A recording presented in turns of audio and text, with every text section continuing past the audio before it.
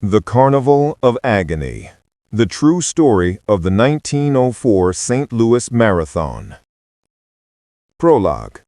The man who was already dead. The man approaching the finish line was no longer running. He was shuffling, his feet dragging through the red clay dust as if they were made of lead.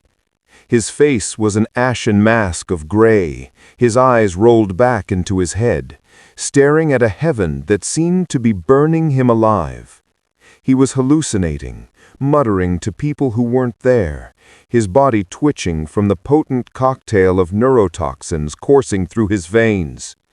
He was not just exhausted, he was dying. On either side of him, two handlers held him upright, effectively dragging him forward. The crowd in the stadium roared, not realizing they were cheering for a medical experiment gone wrong. They thought they were witnessing athletic glory. In reality, they were watching a man overdose on rat poison and brandy in the middle of a 90-degree heat wave. This was Thomas Hicks, and he was about to win the most disastrous sporting event in American history. To understand how a man ends up poisoned, hallucinating, and legally declared the winner of an Olympic event, we have to go back to the beginning of a day that history has tried to forget, but science refuses to let go. Chapter 1. The Perfect Storm. The date was August 30th, 1904. The place was St. Louis, Missouri.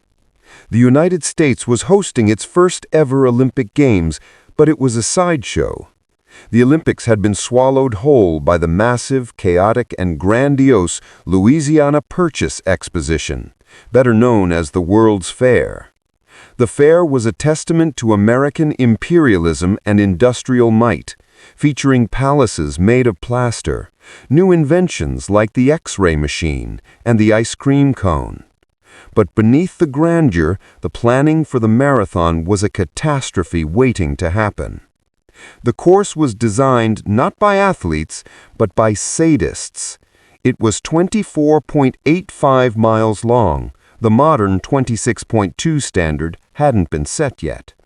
It wound through 7 massive hills, over dusty country roads, across active train tracks, and through heavy traffic. But the terrain wasn't the killer, the philosophy was. The race organizer was James Sullivan, a man who fancied himself a scientist. In 1904, sports science was in its infancy, and Sullivan had a theory he wanted to test on human subjects. He believed that purposeful dehydration improved athletic performance.